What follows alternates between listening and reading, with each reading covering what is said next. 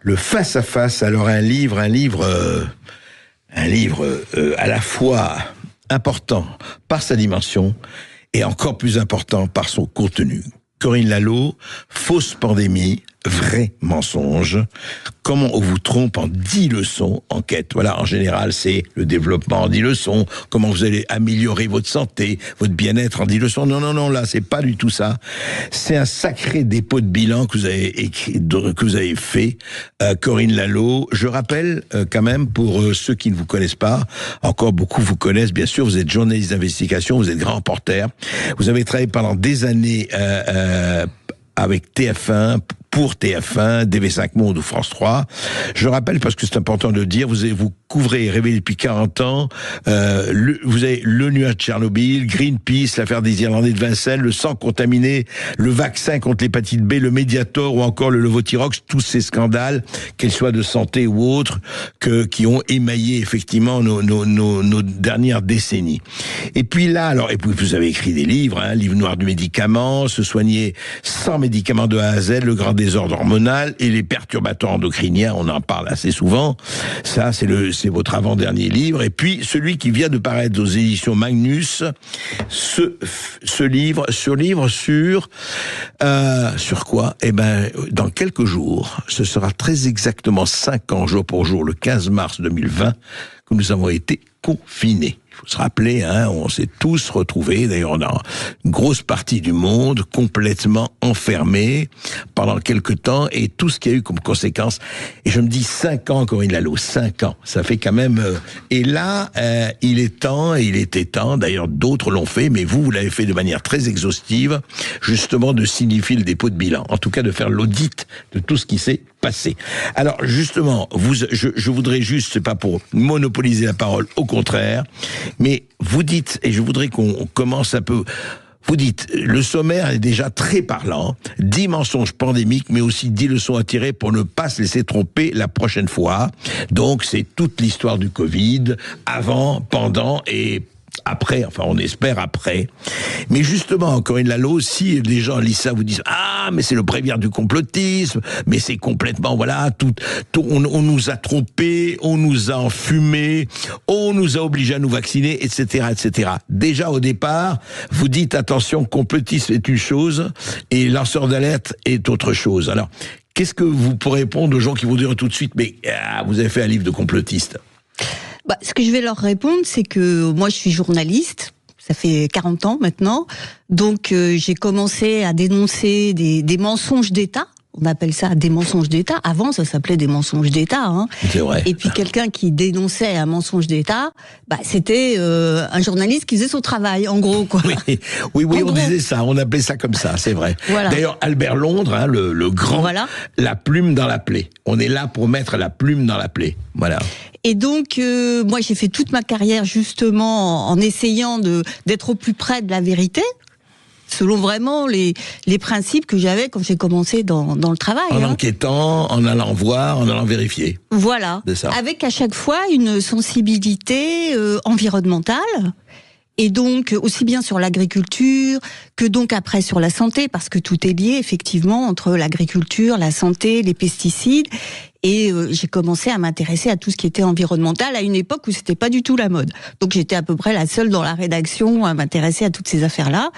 Et quand est arrivé, par exemple, le nuage de Tchernobyl, eh bien, le gouvernement disait à l'époque que le nuage s'était arrêté à la frontière. Absolument. Il n'allait pas franchir la frontière. C'était tellement beau la France qu'il allait épargner. Oui. Qu'il était resté de l'autre côté.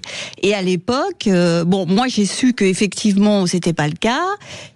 On m'a alerté.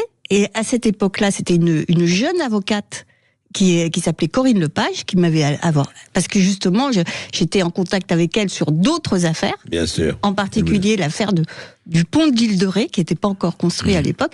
Et donc, elle avait fait toutes les rédactions de Paris pour dire attention, c'est bizarre, en Allemagne, il y a de la radioactivité, mais en France, on dit qu'il n'y en a pas.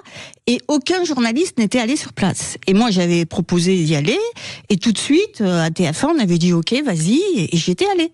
Et c'était une époque où, effectivement, il y avait une certaine liberté de la presse, et dans les rédactions, il y avait une diversité, je dirais une biodiversité, ce qui fait qu'il y avait des gens qui pouvaient dire non, il s'est pas arrêté, et puis d'autres qui pouvaient dire il s'est arrêté. Et vous avez pu publier ce que vous aviez sans problème. Le jour même, oui. J'ai été à la frontière avec une salade dans les mains, donc j'étais côté allemand où on pouvait mesurer que la salade était radioactive avec les autorités sanitaires allemandes, et puis on allait côté français avec la même salade, et là circuler, il y a rien à voir, tout allait bien.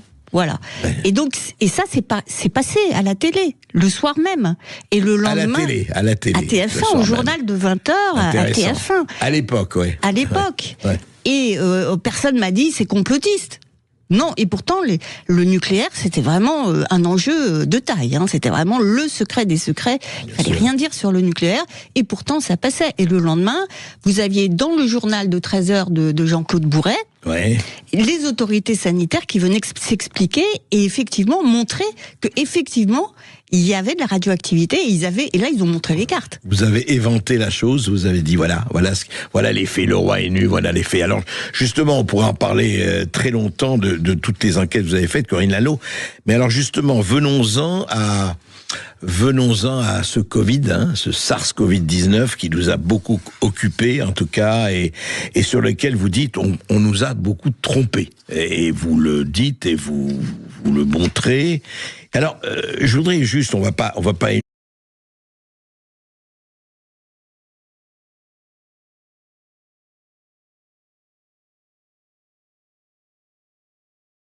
énumérer tout ça, je renvoie au livre, vraiment, c'est un livre, je vais vous dire, quelle que soit votre opinion sur le Covid, sur les vaccins, etc., lisez ce livre.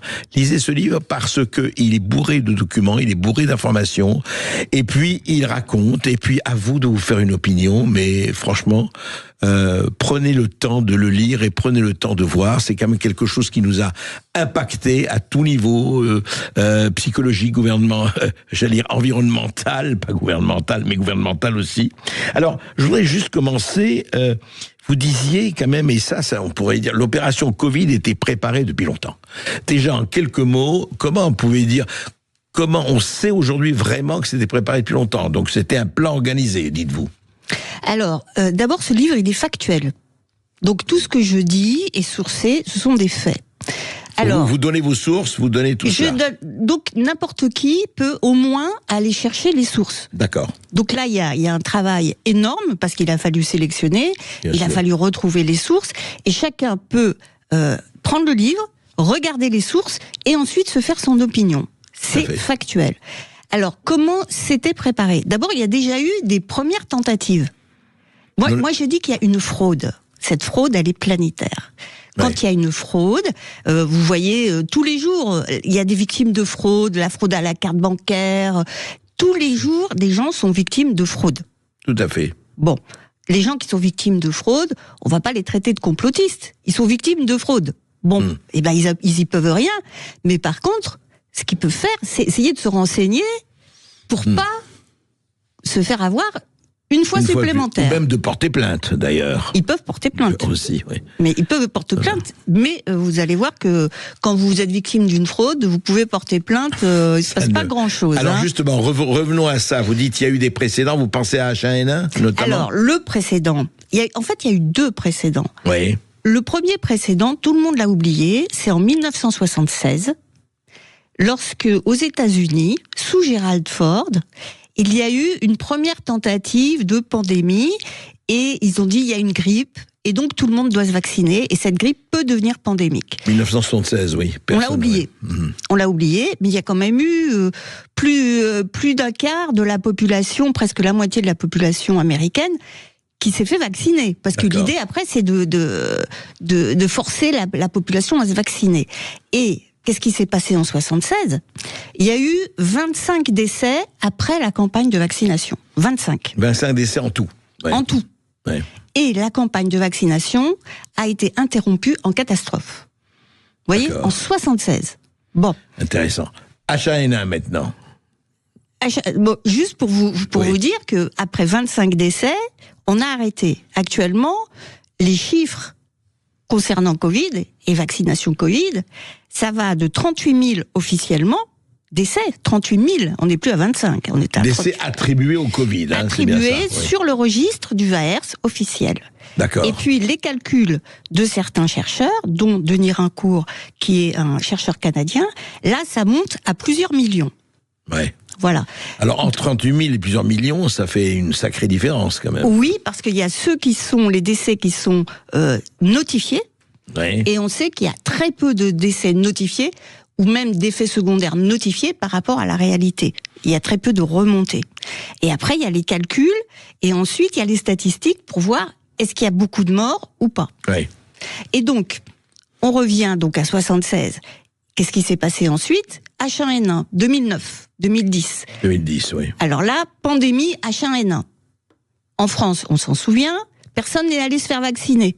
6% à l'époque des Français se sont fait vacciner parce qu'ils n'y ont pas cru. Bon. Et à ce moment-là, donc moi j'étais à TF1, j'ai fait un reportage pour expliquer les mensonges de l'OMS. Comment l'OMS avait Organisation exagéré, mondiale de la santé. l'Organisation mondiale de la santé avait exagéré la pandémie H1N1, donc la grippe porcine, on avait dit à l'époque. Et donc, j'ai pu faire un reportage qui est passé à TF1, pareil, aux 20h, où on dénonçait les mensonges de l'OMS. Ce qui est impossible, ce qui a été impossible pendant le Covid.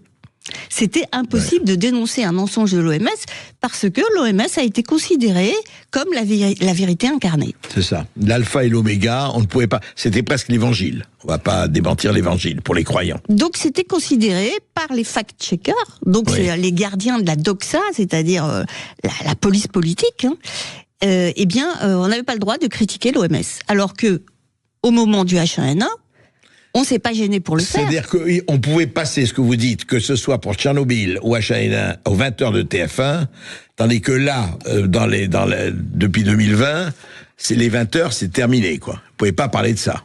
Et je parle pas que de TF1 parce que tout le monde c'est pareil. Tout le monde c'est pareil, absolument. Aussi bien en France, aux États-Unis, partout, il y a une mise en coupe réglée de l'information. Donc moi, je suis à un poste d'observation qui est que depuis 40 ans, je suis au cœur de la machine médiatique. Donc j'ai bien vu comment finalement la liberté de l'information a régressé. Et donc là, ça a été le summum effectivement pendant le Covid. Mais le H1N1, ce qui s'est passé, c'est que après il y a eu une instance qui s'appelle le Conseil de l'Europe. C'est pas le Conseil européen de l'Union européenne, mais c'est le Conseil de l'Europe. Oui. Bon, eux, ils ont mis en accusation l'OMS. Et ils ont fait un rapport qui s'appelle le rapport Flynn. Et quand on regarde ce rapport, on pourrait le prendre maintenant et ce serait la même chose parce que qu'est-ce que dit-il ce rapport ? Il dit l'OMS a exagéré donc la pandémie H1N1. Ils ont des conflits d'intérêts à n'en plus finir. Ils ont fait peur aux gens avec les médias à leur botte, et ils tressent un bilan, et ça s'appelle le rapport Flynn. Et que s'est-il passé après ce rapport qui a dénoncé la corruption à l'intérieur de l'OMS? Il s'est rien passé. Il s'est rien passé. Le rapport a été étouffé. Donc je ressors ce rapport. Oui, franchement, dans le livre. Oui, absolument. Je le ressors. Et on va juste parler de ça, et puis il faut rappeler les millions de doses de vaccins qui n'ont jamais été vendues à l'époque, puisque personne n'est venu se faire vacciner. Il faut rappeler ça. Les Français ne sont pas allés se faire vacciner, donc à la poubelle. On en parle juste après cette petite pause. Encore une fois, un livre absolument passionnant à lire, un dépôt de bilan de ce qui se passe depuis des années, et effectivement depuis 5 années spécifiquement, de Corinne Lalo. On en parle tout de suite après, et évidemment, je vous rappelle le numéro, si vous voulez ensuite poser des questions, 0826 300 300, 0826 300 300. À tout de suite. Sud Radio Berkhof dans tous ses états, midi 14h. André Berkhof. Eh bien, il nous faudrait en fait 3 ou 4 heures pour parler de ce livre, pour parler effectivement de ce que contient le livre de Corinne Lalo, parce que il raconte toute cette opération, c'est absolument passionnant en tout cas à lire, et de voir, alors évidemment, ceux qui sont contre vont dire mais non, c'est faux, sauf que Corinne Lalo est une journaliste, encore une fois elle a dit, ça fait 40 ans qu'elle fait ce métier, et elle a sourcé toutes ces informations. Mais alors, revenons à ceci, Corinne Lalo. Vous dites que l'opération Covid était préparée depuis longtemps et que au commencement était la Chine. On peut le dire. Je dirais pas au commencement était la Chine. Je dirais au commencement étaient les États-Unis et la Chine. Ah, les États-Unis C'est et la une Chine. coproduction D'accord. entre États-Unis et Chine. Et si on regarde, et même je dirais, il y a une collusion. Vous voyez ? Ah oui, carrément. Alors une montrez collusion. Julien, est-ce que on voit? Oui, allez-y. C'est une collusion avec Oui. un ensemble de personnages. J'explique qui sont les personnages, je donne les noms. C'est une petite bande organisée qui effectivement détient des lieux de pouvoir. Mhm. Et en particulier, ils ont réussi à fabriquer des virus militarisés. Mais pourquoi Les- faire? Alors juste quand même, parce que ces gens-là, bon, je veux bien qu'ils ne soient pas des anges descendus du ciel, mais pourquoi en fonction de guerres futures? Pourquoi? Déjà la motivation, fabriquer des virus militarisés, pourquoi? Il faut savoir que quand même depuis la Deuxième Guerre mondiale, les grandes puissances ont des laboratoires où ils militarisent, c'est-à-dire ils rendent pathogènes Ça. des microbes. Pour une guerre biologique future, Voilà. éventuellement. Ouais. Donc on sait que l'Union soviétique avec plusieurs laboratoires, les États-Unis, la France en a, et donc dans ces laboratoires, on joue avec des virus Bien sûr. et on s'amuse à pouvoir en faire des armes. Bon, D'accord. donc ça existe, c'est pas Ça existe complotiste depuis de oui. le dire, ça existe, bon. Et ça n'a jamais cessé. Ce qui s'est passé, c'est que quand il y a eu la chute de l'Union soviétique, les Américains ont récupéré des hommes, des chercheurs, dont le fameux Ken Alibek, qui a écrit un bouquin sur les germes. Donc ils ont récupéré tous ces gens-là pour les États-Unis. À la sortie de la guerre, ils ont aussi récupéré les Japonais, en particulier un Japonais. Et puis les Allemands, Werner von Braun et compagnie, rappelons-nous. Avec l'opération Paperclip. Tout à fait. Donc ils ont récupéré tous ces gens-là et ils ont continué à faire des laboratoires biologiques en vue de préparer une guerre biologique, mais officiellement, ils préparent des vaccins au cas où eux seraient attaqués par les autres. C'est ça, pour être immunisé ou immuniser soi-même. Donc ils font semblant d'utiliser un prétexte civil. Je comprends. Pour fabriquer une arme militaire. Revenons à ce que vous appelez la collusion sino-américaine.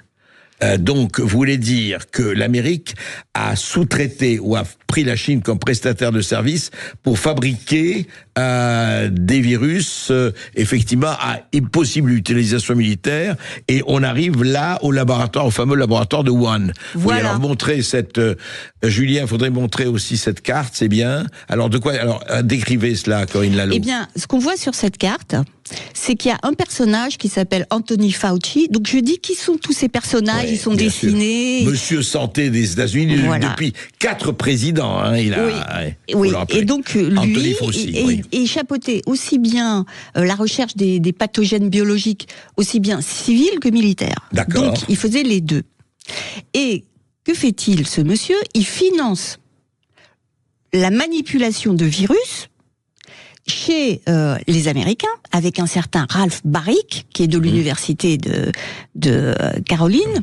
Oui. Et donc, lui, Ralph Baric, c'est le pape du trafic des virus. En gros, parce qu'il est capable de fabriquer des virus chimères à partir d'espèces différentes. Voilà. Donc, par exemple, c'est le grand fabricant et artisan et puzzle de virus, quoi. Des Frankenvirus. Des Frankenvirus. Des Frankenvirus. Et donc, cet Américain qui est le plus fort, lui, il a une coopération avec les Chinois. Et les Chinois, chez les Chinois, une certaine Madame Xi, qui travaille au laboratoire de Wuhan. Le fameux laboratoire de Wuhan, oui. Qui a été conçu au départ par les Français. Tout à fait. Bon. Eh bien, cette personne, Madame Xi, reçoit de l'argent des Américains, donc de l'armée aussi américaine, pour fabriquer des virus artificiels, et elle-même dépend de l'armée de libération populaire chinoise. D'accord. Oui, elle travaille pour le régime chinois, tout à fait. Qui est officiellement une dictature, puisque c'est dans la Constitution. Hein, la Chine est officiellement la Chine est l'ennemi des États-Unis. Donc il faut qu'on nous explique comment le contribuable américain a payé pour des fabriques de virus en Chine, avec une parfaite collusion. Donc, et ça nous amène effectivement là, et c'est très intéressant, c'est que ça nous amène à ce qui s'est passé à Wuhan en 2020.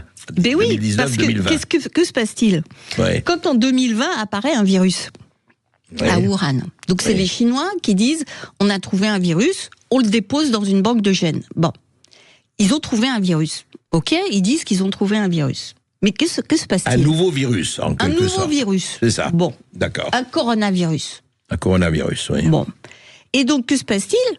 Ce fameux coronavirus, quand on regarde les écrits de Madame Xi, les écrits de Baric, tous, depuis plus de 20 ans, ne travaillent qu'à une seule chose, à faire en sorte que ce virus-là, ce coronavirus, devienne pathogène pour les humains, alors qu'il ne l'est pas. Depuis 20 ans, ils ne font que ça. Vous voulez dire qu'ils deviennent pathogènes, donc qu'ils deviennent effectivement, qu'ils nuisent aux... Enfin, qu'ils deviennent virulents. Virulents, c'est Parce ça. que c'est un virus qui vient des chauves-souris et qui, normalement, ne peut pas infecter les humains parce qu'il y aurait un saut de barrière d'espèces. Et eux travaillent à presque à infecter les humains, enfin, pour qu'on puisse infecter les humains. À faire en sorte que cette barrière d'espèces soit franchie. Mais je vous repose la question que je vous avais posée avant, Corinne Lalo. Pourquoi est-ce que ce sont des monstres? Pourquoi? Ou c'est au service de la guerre biologique future? Est-ce que c'est ça? Parce que on comprend pas, on veut bien, encore une fois, ce ne sont pas des anges, c'est le moins que l'on puisse dire. C'est quoi? C'est parce qu'ils sont payés pour dire, attendez, préparons des virus, on verra bien ce qu'on en fera. Pourquoi le rendre pathogène? Parce que la justification, elle vaut ce qu'elle vaut, mais c'est la justification officielle. Hein. Oui. C'est de dire, puisque un virus pourrait éventuellement devenir pathogène pour les humains, eh bien, on va faire en sorte, nous, de le provoquer et de préparer le vaccin. Ah oui, il devient pathogène, mais en même temps, derrière, il a l'immense marché du vaccin qui se profile. D'accord. Voilà. Donc, eux-mêmes vont dire, ah ben non, nous, c'est pour la bonne cause, puisqu'on va préparer le vaccin. Maintenant, est-ce que ça vaut le coup de prendre le risque de rendre un virus qui est inoffensif, de le rendre pathogène, pour ensuite dire qu'on a un vaccin? Tout ça se discute. Et effectivement, c'est hallucinant quand même. Franchement, on pourrait dire c'est pas possible que ça se passe comme ça, quoi. Mais c'est comme ça que ça se passe. C'est comme ça. Ouais. Et il y a un document qui est extraordinaire parce que il dévoile tout. C'est un document qui s'appelle Diffuse. Voyez. Diffuse. Oui, on va le montrer également à l'écran. C'est un document qui est sorti. Et qui est sorti dans le domaine public, pas tout de suite en 2020. Diffuse, D-E-F-U-S-E, c'est ça? Voilà. Diffuse, et qui est un document. Sorti quand, pardon? Il est sorti en 2021-22. D'accord. Voilà. D'accord. Et il est sorti parce qu'il y a des lanceurs d'alerte qui travaillaient à l'intérieur donc de la DARPA, de l'agence de défense américaine, qui ont sorti ce document et qui montre. Et il explique exactement comment une association qui s'appelle l'ONG EcoHealth Alliance, qui est dirigée par un certain Peter Daszak. Peter Daszak, oui, dont on a beaucoup parlé. C'est pour ça que je donne tous les noms et voilà. Et donc ce Peter Daszak, lui, il finance Madame Xi. D'accord. La chinoise, qui est surnommée la Batwoman, parce que c'est la spécialiste des chauves-souris. Donc Peter Daszak, il finance Madame Xi pour fabriquer des virus pathogènes. Artificiels, qui se trouvent être, à la fin, le jumeau du fameux coronavirus qui est sorti en 2020 et dont on a dit que c'était un virus pandémique. L'exact jumeau. Le jumeau. Le jumeau, oui. Voilà. Et qui travaille aussi avec Peter Daszak et Madame Xi, eh bien, le fameux Ralph Baric, qui lui a trouvé le moyen de rendre le virus pathogène. Voilà, donc vous avez parlé, et tout ça sur la supervision aussi. Anthony Fauci est déjà présent, bien sûr, là-dedans. Ah, c'est lui qui finance tout. C'est lui qui finance tout. C'est le grand Manitou. D'accord. C'est le grand Manitou. Passionnant. On va continuer à en parler parce que vous voyez, on se dirait un roman policier, un roman de science-fiction. Et ben pas du tout. C'est pas de la science-fiction. Je ne sais pas si c'est de la science. Je ne sais pas si c'est de la fiction, mais il y a quelque chose quand même qui est tout à fait troublant. On en continue d'en parler avec Corinne Lalo tout de suite après cette petite pause. Sud Radio Berkhoff dans tous ses états, midi 14h. André Berkhoff. Et nous continuons à parler de ces fausses pandémies, mais vrais mensonges, qu'inventerie vraiment dans un livre passionnant. Corinne Lalo, c'est aux éditions Magnus. Comment on vous trompe en 10 leçons. Alors je ne sais pas si on a été entièrement trompé ou à moitié trompé, mais en tout cas, les informations sont là, accumulées, et à vous de les voir, à vous de les sourcer, et à vous d'en prendre connaissance, et surtout à vous de vous faire votre opinion. Corinne Lalo, justement, on va parler de Wuhan, on va parler de la préparation, mais on se rappelle tous évidemment qu'au départ on a parlé de ce virus qui est né d'un pangolin, une chauve-souris. On nous a servi ça pendant des mois, jusqu'à un moment où on disait, mais les premiers qui disaient ça, ça peut être une fuite de laboratoire. On disait, mais encore une fois, oui, complotiste, sulfureux, quand vous traitez pas à la droite d'Adolf Hitler. Alors, qu'est-ce qui s'est passé donc? Alors, racontez-nous. À Wuhan, etc. Ça a été une fuite, ça a été voulu, ça a été quoi? Une fuite, actuellement, qui dit que c'est une fuite? Il y a eu des rapports, il faut savoir que depuis plusieurs années, il y a eu des rapports de parlementaires américains où ils parlent de fuite de laboratoire. Oui. Ce qui est une façon de reconnaître que le virus est artificiel. Oui. Voilà. En tout cas, qu'il est né dans un laboratoire, en tout cas, voilà. Qu'il est artificiel. Oui. Et donc, ce virus est reconnu maintenant comme étant artificiel. Bon. Il est reconnu par tout le monde maintenant? Ah non, parce qu'il y en a qui vont toujours dire non, mais ils vont toujours nier, mais les preuves sont là. Quand vous prenez, par exemple, je vais vous le montrer comme ça. Oui. Vous prenez le virus. Oui. Tous les virus qui sont les plus proches. Les plus proches. Donc vous avez le pangolin, le fameux pangolin, la fameuse chauve-souris, et puis le premier virus qui était le SARS-CoV-1. Ça c'est le pangolin et la chauve-souris là-haut, oui. Voilà. Mettez-le un peu à votre gauche, Julien. Oui. Et puis, surtout le dernier, donc notre fameux coronavirus de Covid. Oui. Qu'est-ce qu'il a de différent? Vous voyez, il a une espèce d'insertion, là, qui s'appelle cytfurine. Voilà. Il se voit comme le nez au milieu du visage. Vous voyez? Pour tous ceux qui ont examiné les séquences, là. Voilà. Donc cette séquence-là, elle n'a rien à faire dans ce virus. Parce que si elle était naturelle, elle aurait évolué avec tout le reste du virus. Or, il n'y a rien qui a évolué dans le virus. Il y a juste cette séquence qui est arrivée comme un ovni et qui est posée au milieu. Ce qui est une signature d'un trafic. Voilà. C'est ce que disait le professeur Montagnier, Exactement. Prix Nobel de médecine, qu'on a traité de sénile, etc., qui a été renvoyé à ses cordes avant sa mort. C'était assez...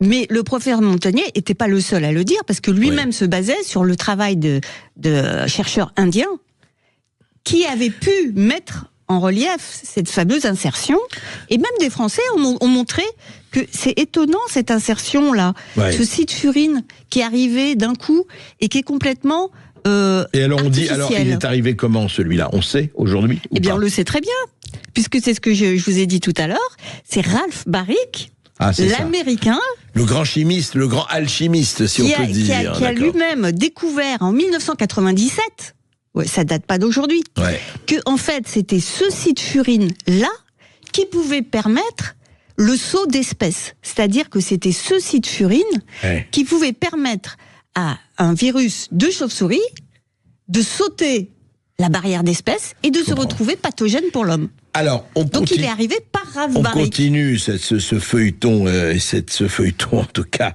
qui nous a tous mobilisés sur la planète. Donc, le virus, alors on ne sait pas. Oui, vous dites fuite ou pas fuite, on ne sait pas. Oui. Si. Alors, ce qu'on peut dire maintenant, avec une quasi-certitude, c'est que le virus est artificiel. Voilà. Il y a les preuves, il y a les empreintes, on sait ce qui a changé, ce qui a été mis, ce qui a été inséré. D'accord. On le sait. Alors, après, comment il est... Il est artificiel. Oui. Bon, maintenant, est-ce qu'il a été diffusé accidentellement ou volontairement? Ça, on ne sait pas, très franchement. On ne sait pas. Il a été diffusé, mais on ne sait pas si c'est un accident, une fuite accidentelle ou une fuite voulue. Voilà. D'accord. Et si c'est une fuite voulue, ce qui est très vraisemblable... Ah, vous n'en savez rien, Corinne, franchement. Alors, je dis vous êtes journaliste professionnel et voilà. artificielle. Pourquoi je dis c'est vraisemblable ? Oui. Parce que au moment où il y a eu les premiers cas, il y a eu une espèce, là encore, d'exagération des autorités sanitaires chinoises, américaines, OMS. Il n'y a pas eu juste on va essayer d'étouffer. Non, c'est là où il y a eu une exagération énorme. Il n'y avait pas de mort. Il y avait 0 mort. Mais par contre, on a commencé à faire comme si c'était hyper grave. Et il y avait une volonté de dramatiser la situation, exactement comme H1N1. Ouais. Et comme le rapport Flynn avait dénoncé l'OMS, qui avait dramatisé la situation avec H1N1 et qui avait en gros fabriqué des pandémies. Mais alors Corinne Lalo, vous dites qu'on a commencé à parler de pandémie, quand exactement ? Quand on a dit c'est une pandémie, ça veut dire mondiale, etc. C'est l'OMS qui a proclamé ça ? Oui, parce que l'OMS s'est arrogé le droit de décider quand il y a des pandémies et quand il n'y en a pas. C'est un droit nouveau. L'OMS, c'est pas son boulot. Son boulot, c'est de reconnaître au bout d'un moment s'il y a beaucoup de morts ou pas. Tandis que là, préventivement, elle dit ah non, mais ce virus-là... Mais elle l'a dit quand ? Elle l'a dit quand ? Eh bien, c'était le 11 mars. C'est ça, mars 2020. Mais en fait, avant d'arriver à dire c'est une pandémie, il y a tout un système, une gradation, où l'OMS dit d'abord c'est un événement d'urgence internationale, et là, ça lance toutes les histoires de vaccins et tout. Or, dès le lendemain du jour où les Chinois ont dit on a trouvé un virus, paf, il y avait déjà les vaccins qui étaient prêts. Ça, on est sûr de ça. Ah mais c'est sûr, il y a on les est dates. sûr que les vaccins étaient prêts dès la première annonce par les Chinois. Voilà, c'était le 10 janvier, et vous aviez sur le site internet des Américains, du fameux Fauci, le vaccin Moderna qui était prêt. Et même les patrons de Moderna disaient lui-même, en revenant de Davos, parce que c'était à Davos, il dit l'année prochaine il va y avoir une pandémie, donc il faut commencer à se préparer à faire les vaccins. Mais ils avaient déjà la séquence génétique du vaccin. Ouais, en tout cas, ça pose vraiment question, c'est le moins que l'on puisse dire. Et alors justement, passons, parce qu'encore une fois, on arrive à cette séquence, encore une fois, qui a 5 ans pratiquement jour pour jour, où le pouvoir politique, en fait, et je parle pas seulement du pouvoir français, etc., on va parler mais quand même, parlons un peu du gouvernement et des politiques. Il entre en jeu quand, en fait ? Quand il commence à dire, attendez, là, il faut faire attention, ça risque d'arriver, il faut prendre des mesures, et on va pas détailler tous les masques et les gestes barrières. Au début, le masque ne servait à rien. Non, et rappelez-vous, enfin, vous le savez mieux que personne, Agnès Buzyn qui disait, non, mais en France, il n'y a pas de problème, ça se passe en Chine, mais on a mis dans les rapports des petites affiches et ça va faire décourager les virus. Enfin, ça a commencé à prendre quand chez les politiques ? Les politiques, ils étaient au courant de pas grand-chose, honnêtement, parce que on a bien vu qu'ils ne décidaient pas. Tout se passait au niveau supranational. Toute la décision au niveau supranational. Alors après, on va dire c'est complotiste parce que ça veut dire que justement il y a un gouvernement secret, voilà. C'est là on va dire complotisme. Eh bien oui, et ils s'étaient organisés, ils ont même fait des simulations. Et vous avez des simulations en octobre 2019. Vous avez une simulation. Octobre 2019, oui. Oui, donc là, avant de déclarer, vous avez une simulation qui s'appelle Event 201. Oui. Et dans cette simulation, eh bien, vous avez tous les acteurs principaux de l'OMS, les Fauci, les autres. Ils ont fait une conférence qui avait été faite. Une simulation, un exercice sur table, où ils ont dit voilà. Il va se passer un événement avec une pandémie, un coronavirus qui va s'appeler. Et tous les acteurs donc, que vous avez cités étaient là. Enfin, ont participé. Ils participent. D'accord. Et ils se préparent. Ils se préparent en disant voilà comment on va faire. Quand ça va arriver, il faudra se préparer comme ça, il faudra faire ci, il faudra faire ça, et tout est préparé. Donc ils ont un plan. D'accord. Tout ça est officiel. Oui, mais alors dites-moi, Corinne, les politiques, quand même au courant, ils sont pas tous décérébrés ou lobotomisés. Ils ont accepté comme, en fait, ils se sont dit scientifiques, ce sont des médecins qui ont une réputation. Ils ont accepté tout comme vérité révélée ou pas? Oui, parce que ce qui s'est passé, c'est que ils préparent donc ces simulations, oui, et ils habituent les gouvernements à finalement recevoir des ordres. Il y a des donneurs d'ordres, et il y a des espèces de cénacles supranationaux. Oui, non, mais ça, qui ensuite font passer des plans. Oui, en fait, vous n'y connaissez rien, vous n'êtes pas spécialiste, nous on est spécialistes. Donc on va vous dire ce qu'il faut faire, et pour sauver la planète. Et vous appliquez ces plans. Bon. D'accord. Ce qui fait qu'en France, normalement, on avait un plan anti-pandémie. Eh bien, et dans tous les États, il y avait des plans anti-pandémie. Eh bien, les vrais plans anti-pandémie ont été mis dans des tiroirs. Ils ont jamais été sortis. Et tout d'un coup, il y avait des nouveaux plans qui sont arrivés d'en haut et qui ont été donnés aux gouvernants. Et si vous vous souvenez, les gouvernants, ils étaient au courant de rien. Et vous avez même Emmanuel Macron, juste avant le confinement. Oui. C'était il y a 5 ans, souvenez-vous. Il dit aux Français, surtout, ne changez rien à vos habitudes, allez au théâtre. Oui, puisque lui-même était allé au théâtre, bien sûr. On l'a vu au théâtre Antoine, je me rappelle très bien. Il a dit, mais changez rien à vos habitudes. Ne changez rien à vos habitudes. Quelques jours avant, Quelques jours avant. Ce qui montre bien qu'il n'avait aucune information. On va en parler tout de suite après cette petite pause, et je crois que nous avons des auditeurs, Maud, je ne sais pas, est-ce que nous avons des auditeurs? Oui, on a une auditrice. On en parle tout de suite après cette petite pause. À tout de suite. Sud Radio Bercoff dans tous ses états, midi 14h. André Bercoff. La formidable aventure, arnaque, trompe-l'œil, je ne sais pas comment il faut l'appeler, en tout cas fraude, dit Corinne Lalo, fausse pandémie, vrai mensonge, et je crois, Maud, nous avons une Vous avez auditrice. 2 appels, la première c'est Myriam qui appelle de Pertuis. Bonjour Myriam. Oui, bonjour, vous m'entendez? Très bien. Oui, bonjour. En fait, moi, j'ai pas vraiment de questions à poser à votre invité. C'était juste pour donner mon témoignage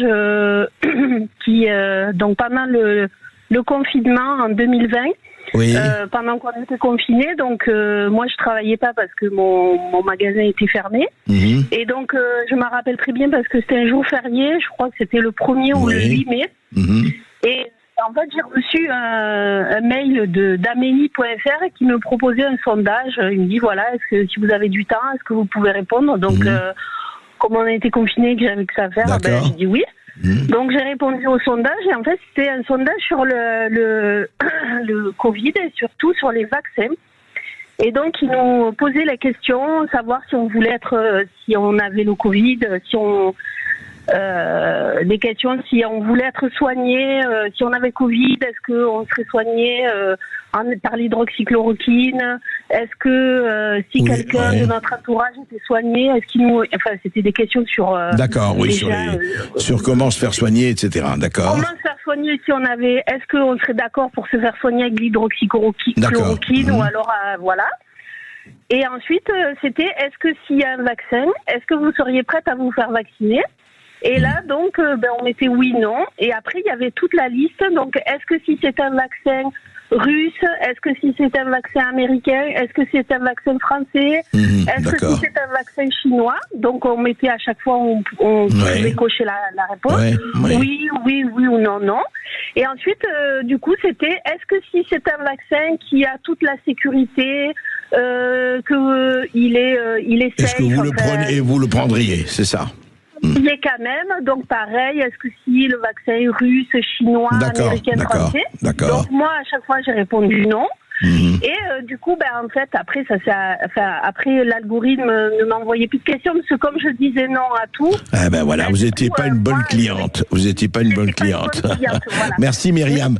C'était intéressant, effectivement, les sondages qui se passaient à ce moment-là, et donc c'était en mai, dit-elle. En fait, les vaccins sont arrivés... Ils sont arrivés à la fin 2020, en décembre. Fin 2020, oui, c'est ça, décembre. Oui, on préparait déjà. Ce qui est absolument pas normal, parce que pour développer un vaccin, c'est 10 années.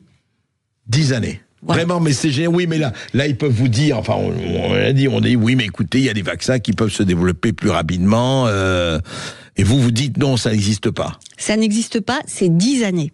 Bon, là, ils ont accepté, les autorités sanitaires, de raccourcir les délais pour étudier la sécurité. Normalement, c'est 10 années. Bon. Et ils ont raccourci de 10 ans à 10 mois, ou même pas. À 10 mois. Ouais. Bon. Ce qui est impossible pour vérifier la sécurité d'un vaccin. Bon.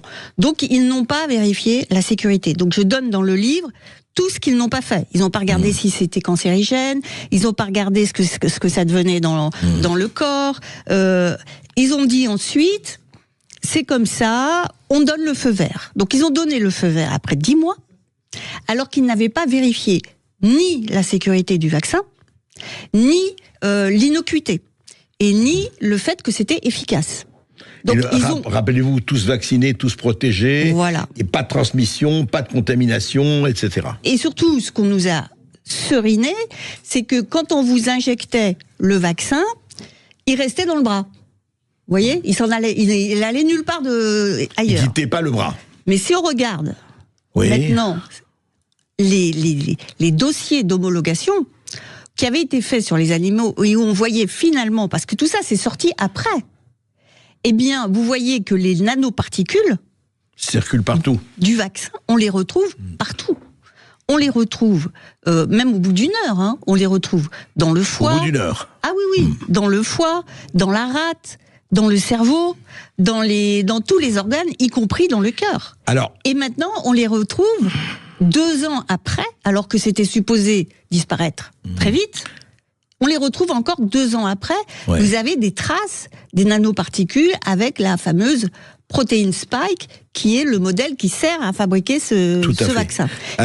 Qui d'ailleurs est de la thérapie génique et n'est pas un vaccin. Alors, Corinne Lalo, tout ça est bel et bien, mais quelque chose, moi, que je voulais vous dire, quand même, et que beaucoup de gens peuvent vous dire, mais attendez, il y a eu des milliards de gens qui ont été vaccinés. Si c'était vraiment aussi, je ne dirais pas nocif, mais quand même très, je dirais très troublant, il y aurait eu des millions et des millions de morts. Il n'y a pas eu. Or, il y a eu des milliards de gens qui se sont fait vacciner à travers le monde.